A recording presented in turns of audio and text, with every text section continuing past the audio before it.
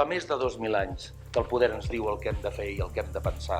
Ens volen submisos i silenciosos. Doncs que se'n vagin a la merda! Feu-vos preguntes, critiqueu tot. Un professor rebel i antisistema que fa que a través de la filosofia els seus alumnes es plantegin el món que els rodeja i les normes establertes. És un referent o és un arrogant masclista amb actituds tiràniques? Avui parlarem d'un dels èxits més grans de la televisió catalana. Soc Carles Planesbou i avui parlarem de Merlí.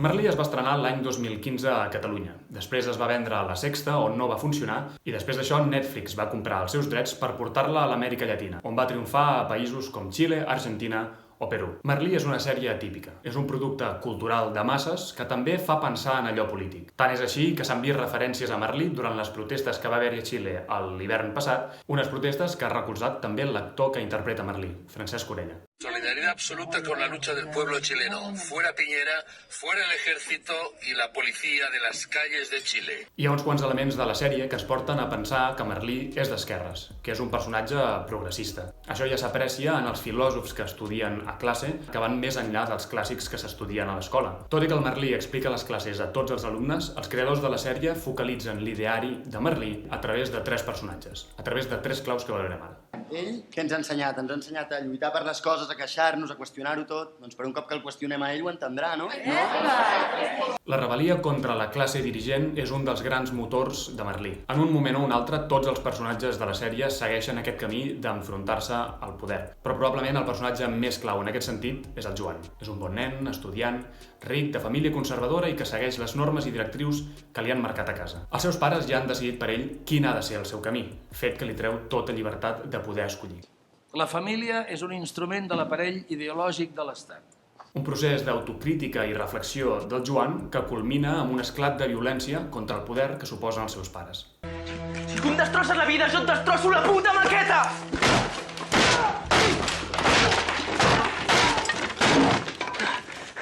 Ojalà et moris. En les següents temporades, el viatge del Joan segueix, però per un camí prou tortuós. Un aspecte molt interessant del Joan és el fet de que ell reprodueix els mateixos rols del poder i de subjugació de l'altre que els seus pares tenien amb ell, però ell ho fa d'una manera masclista contra la Mònica, a qui intenta controlar de forma obsessiva. És llavors quan és ella, la Mònica, que assumeix el paper que havia fet el Joan al principi i es rebel·la contra l'autoritat que suposa el Joan per enviar-lo a la merda. Perdona per haver sospitat que estaves pillada del Gerard. M'has perdut perquè sempre estàs gelós. I m'he cansat, tio, sembles un paranoi. Les referències de la sèrie a l'actualitat política són constants. Fins i tot en algun moment potser es fan pesades i superficials. Però el missatge antisistema queda clar des d'un principi. Merlí és contrari a allò que dictamina el poder, a la privatització dels serveis públics, al rescat de la banca o al funcionament d'una elit política i econòmica. La seva crítica al lliure mercat queda evidenciada quan els ensenya als alumnes qui era Adam Smith. Però no diuen que els rics són cada cop més rics i els pobres més pobres? Sí, exacte. La competitivitat comporta necessàriament guanyadors i perdedors, èxit i fracàs. I precisament aquest és un dels problemes de la nostra societat. L'escepticisme i desconfiança del Merlí contra la classe política acaba traduint-se en el personatge de l'Ivan, que era un noi marginat que estava tancat a casa seva i que acaba sortint per veure la llum com el mite de la caverna de Plató. Aquesta visió fa que tant el Merlí com l'Ivan entenguin la política des d'un punt de vista maquiavèlic i fins i tot desesperançador. És que és un pal. Ens diuen que des de les urnes podem canviar les coses, però després el que realment decideix és la pasta. Però... Molt ben dit, Berta. L'eina de transformació social no és tant la política com ho és el ciutadà. En el sistema de producció capitalista, l'ésser humà viu alienat. És un simple instrument en una cadena de producció de béns. Però això no vol dir que no ho puguem canviar. Marx deia, si no t'agrada aquest món, ets lliure de rebel·lar-te. Després de Merlí, el personatge principal de la sèrie és Paul Rubio, el típic guaperes, xulillo i que té una motxilla plena de traumes. Una de les seves vergonyes és ser pobre, que el seu pare no tingui feina ni diners i que el seu germà hagi de treballar del que sigui. A través de les ensenyances de Merlí, el Paul aprèn a acceptar la seva condició de membre de la classe obrera i de fer-ho amb orgull. Perquè ella depèn dels seus treballadors. Ella no és ningú sense nosaltres. Tio, a veure, ella té un jefe que és el propietari del súper. Per tant, ella és jefe i esclau alhora. Té poder i està sotmès al poder.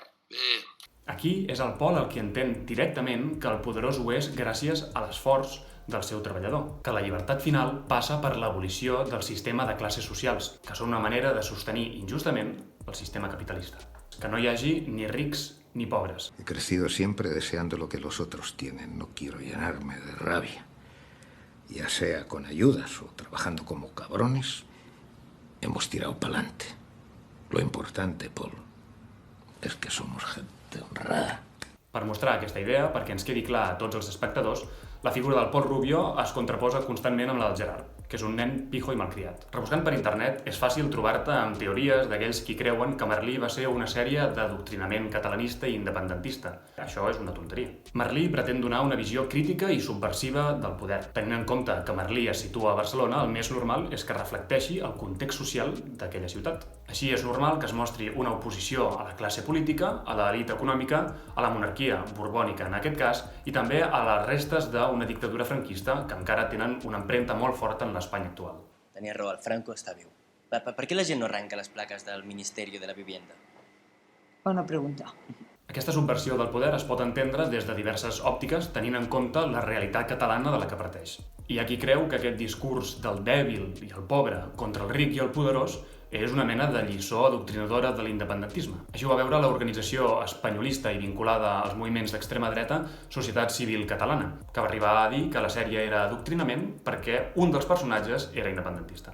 Tot i això, des d'un primer moment queda clar que Merlí no parla tant de les nacionalitats, sinó com de la lluita de classes, siguin aquestes elits catalanes o espanyoles. Ens pensem que a Madrid estan tot el sant dia parlant de nosaltres i això és mentida. Sí, és veritat, jo això també ho penso, sí.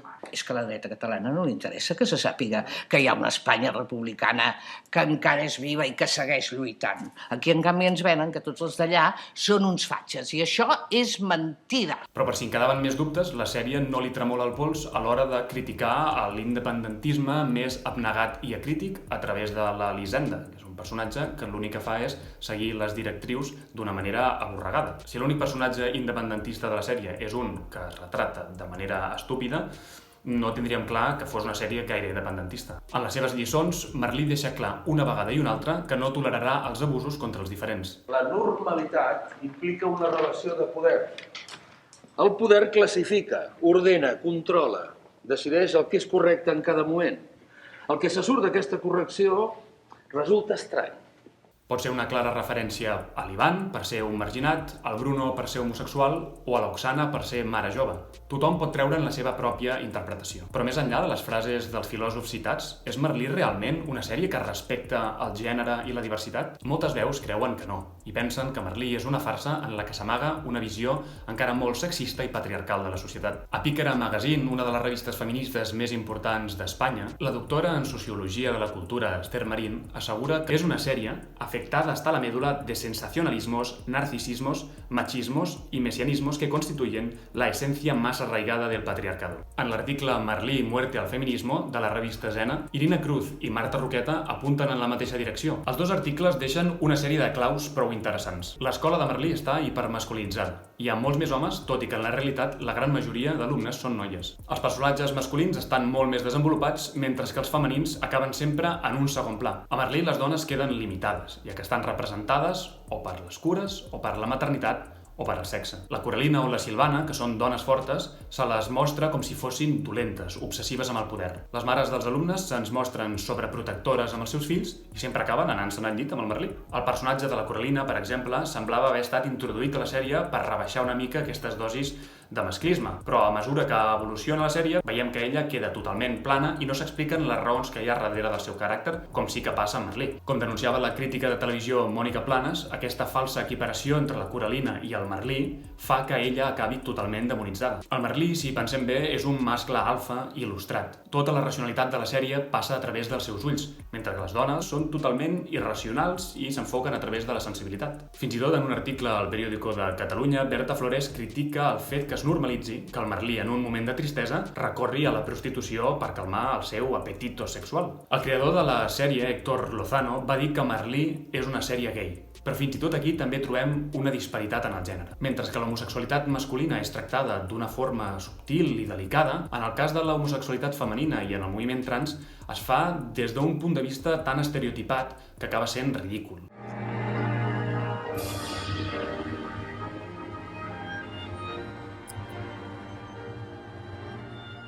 Tot i això, l'actor que interpreta el Merlí, el Francesc Orella, està completament en contra d'aquesta visió i diu que Merlí és una sèrie feminista. Quan veia la sèrie, sovint pensava com és que tots els alumnes que hi ha a la classe són blancs i l'única alumne que hi ha negra forma part del decorat. A la realitat, fins al 25% de les aules catalanes són alumnes racialitzades o migrants, una realitat que Merlí ignora. Així, la responsable d'immigració de l'Ajuntament de Barcelona va demanar al responsable de TV3 un debat sobre diversitat cultural per evitar l'estigmatització d'estrangers a la sèrie, una crítica que també es va llançar des de la Generalitat. Aquesta preocupació es deu al menyspreu de la sèrie per certes minories. Ho podríem veure a través de l'alumne negre, però hi ha dos altres casos que reforcen aquesta visió. Per una banda, els únics personatges llatinoamericans que apareixen en tota la sèrie són uns pandilleros que van a un parc a pagar-se per dir que allò és la seva propietat. ¿Qué fue, muchachos? Este sofá es mío. ¿Tiene un humo o qué? Este sofá tiene dueño. I d'altra banda, els xinesos que surten són un grup de mafiosos que estafen el pare del Marc. Tot i això, la tesi més curiosa que m'he trobat sobre la sèrie de Merlí és una que apareix en un article de la revista xilena El Desconcierto, on l'autor compara a Merlí amb el dictador italià Benito Mussolini per al seu estil dialèctic. Palla mental o la realitat poc vista d'una sèrie molt coneguda? I ja ho sabeu, si us ha agradat, doneu-li al like i subscriviu-vos al canal on podeu insultar els comentaris. És el que passa quan parles de política.